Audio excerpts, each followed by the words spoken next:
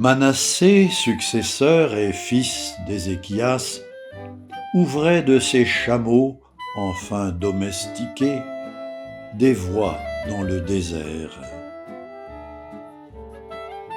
Il jouait du commerce avec son suzerain pour redorer le trône.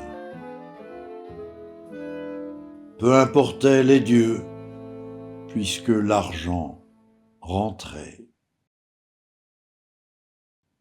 Dieu ne tarderait plus à visiter son peuple. Méprisant l'alliance et critiquant le roi successeur de David, on avait de nouveau cherché l'arbre de vie, suivi les étendards des puissants de ce monde. On se retrouvait nu.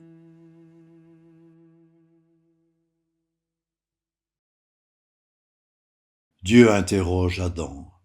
« Où donc es-tu parti loin de mon alliance ?»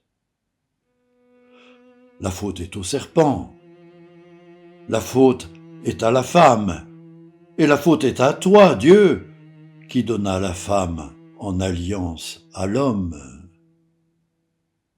Le serpent est maudit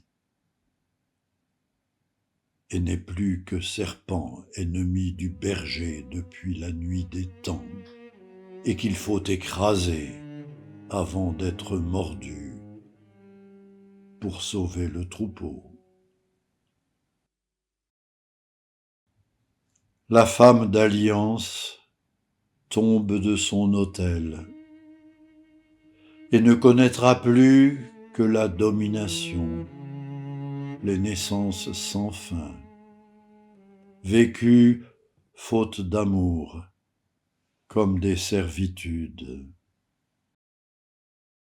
Et Adam, épuisé du travail de ses mains, s'en retourne à la terre dont il était issu.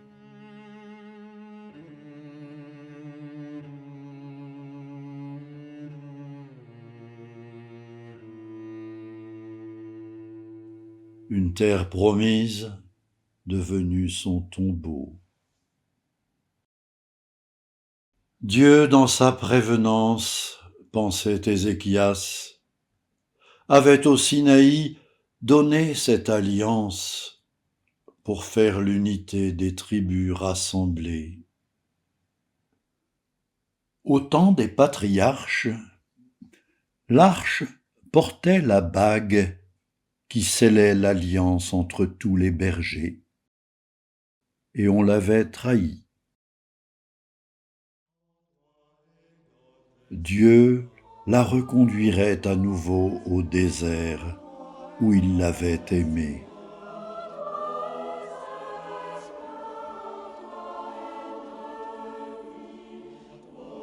Jusqu'à ce qu'elle lui dise « Tu n'es plus mon Baal, je t'accueille en époux.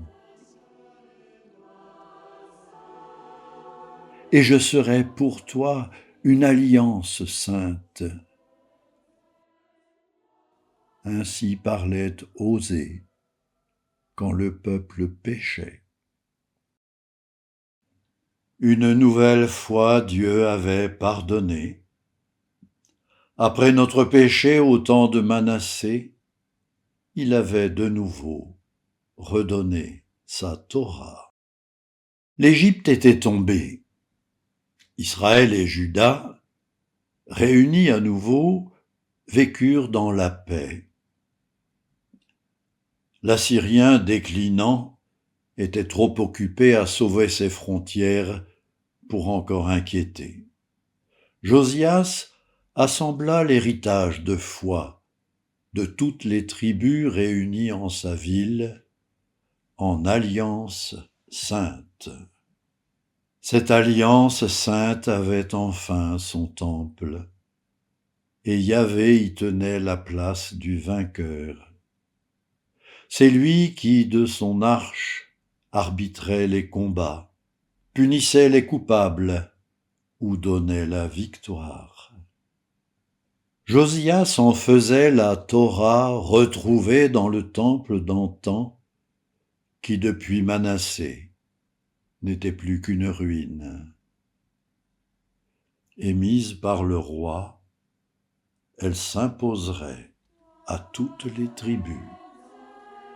La voie était tracée qui rassemblait les frères dans une même foi. Quels que soient les griefs de l'histoire passée, tous revenaient d'Égypte en un peuple unifié. Tel était pour Adam le don de l'alliance. Comme un arbre planté dans le jardin du roi, l'homme aurait à choisir entre la vie de Dieu donnée par la Torah et l'autre arbre de vie, hanté par le serpent des cultes au Baal. Ève, son épousée, serait son alliance. Mais s'il la refusait, Adam serait exclu du paradis de Dieu.